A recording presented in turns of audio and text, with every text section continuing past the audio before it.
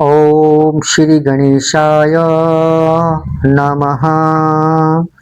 ओम वक्रतुंड महाकाय सूर्यकोटि समप्रभ निर्विघ्नं कुरु मे देव सर्वकार्येषु सर्वदा।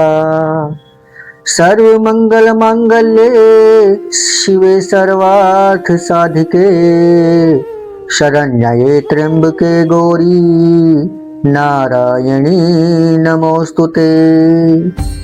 मेरे प्यारे भाई बहनों और धर्म प्रेमियों, जैसा कि आप सब जानते हैं कि मैं अपने YouTube चैनल सनातन संग्रह के माध्यम से सभी के लिए कोई न कोई पौराणिक कथा लेकर आता हूँ जो आप लोग बहुत बहुत पसंद करते हैं। मैं आप सभी लोगों का धन्यवाद करता हूँ कि आप लोगों का मुझे इतना प्यार मिल रहा है। आज मैं आपके लिए 12 ज्योतिर्लिंग के बारे में कुछ जानकारी लेकर आया हूँ, जिसको सुनकर आपका जीवन सफल हो जाएगा। आपसे प्रार्थना है कि आप ध्यान लगा के मन से इस कथा को सुने और अपने जन्मों जन्मों के पापों को नष्ट करें। जय शंकर के मित्रों, जय भोले शिव शंकर। सौराष्ट्र प्रदेश काठियावाड़ में श्री सोमनाथ जी, श्रीशैल पर श्री मल्लिकार्जुन, उज्जैनी अर्थात उज्जैन में श्री महाकाल, ओमकारेश्वर अथवा अमलेश्वर, परली में बैद्यनाथ, डाकिनी नामक स्थान में श्री भीमशंकर, सेतुबंध पर श्री रामेश्वर, दारुका वन में श्री नागेश्वर और वाराणसी जो है ना अपनी काशी में जो है अपने श्री विश्वनाथ जी हैं। गौतमी अर्थात गोदावरी नदी के तट पर श्री त्र्यंबकेश्वर जी हैं और उधर हिमालय पर केदार खंड में श्री केदारनाथ जी हैं। शिवालय में श्री घुश्मेश्वर जी हैं। अगर हम इन सभी ज्योतिर्लिंग का मन में स्मरण करें तो हमारे जन्मों जन्मों के पाप नष्ट हो जाते हैं। कहा गया है जो मनुष्य प्रतिदिन प्रातःकाल और संध्या के समय इन 12 ज्योतिर्लिंगों का नाम लेता है, उसके 7 जन्मों का किया हुआ पाप इन ज्योतिर्लिंगों के स्मरण मात्र से मिट जाता है। श्री सोमनाथ काठियावाड़ प्रदेश के अंतर्गत प्रभास क्षेत्र में विराजमान है। यह पर्वत मद्रास प्रांत के कृष्णा जिले में कृष्णा नदी के तट पर है। इसे दक्षिण का कैलाश कहते हैं। श्री महाकालेश्वर मालवा प्रदेश में क्षिप्रा नदी के तट पर उज्जैन नगर में विराजमान है। उज्जैन को अवंतिकापुरी भी कहते हैं। ओमकारेश्वर का स्थान मालवा प्रांत में नर्मदा नदी के तट पर है। उज्जैन से खांडवा जाने वाली रेलवे लाइन पर मोरटक्का नामक स्टेशन है। वहां से यह स्थान 10 मील दूर है। यहाँ ओमकारेश्वर और अमलेश्वर जी के 2 पृथक पृथक लिंग हैं, परंतु ये एक ही लिंग के 2 स्वरूप हैं। आंध्र प्रदेश के हैदराबाद नगर से पहले परभनी नामक जंक्शन है।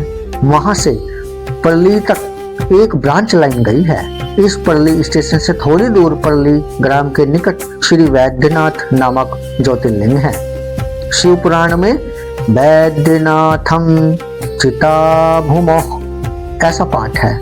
इसके अनुसार संथाल परगने में EI रेलवे के जैसी डीह स्टेशन के पास वाला वैद्यनाथ शिवलिंग ही वास्तविक वैद्यनाथ ज्योतिर्लिंग सिद्ध होता है, क्योंकि यही चिताभूमि है।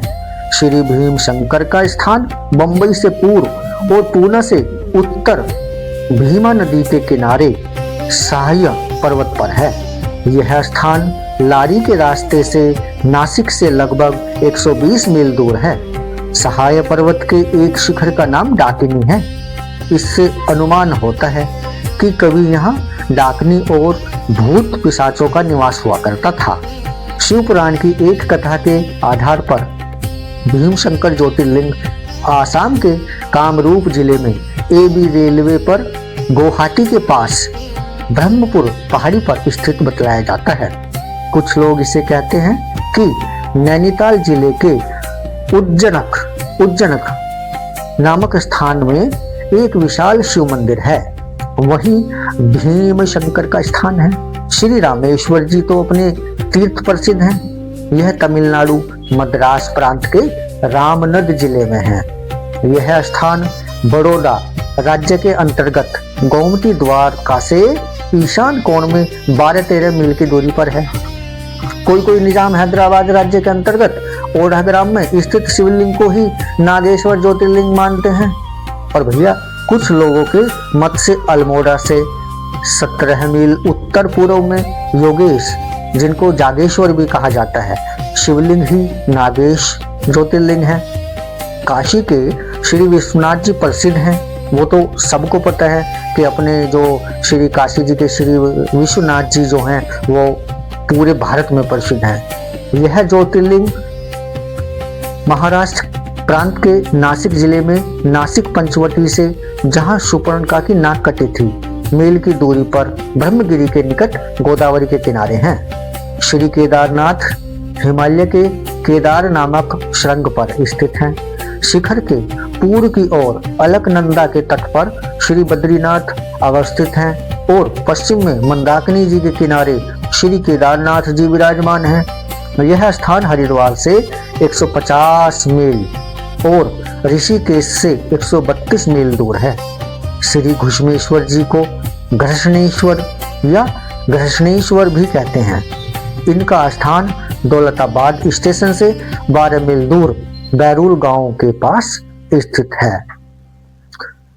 जो मनुष्य प्रतिदिन प्रातः काल और संध्या के समय इन 12 ज्योतिर्लिंगों का नाम लेता है, उसके 7 जन्मों के पाप, जो भी पाप उसने अपने जीवन में किए हैं, उन सभी पापों का इन ज्योतिर्लिंगों के स्मरण मात्र से ही सब पाप जो भी किए हैं नष्ट हो जाते हैं। जय शंकर के मित्रों। दोस्तों, कमेंट में जरूर बताएं कि आपको ये कथा कैसी लगी। धन्यवाद।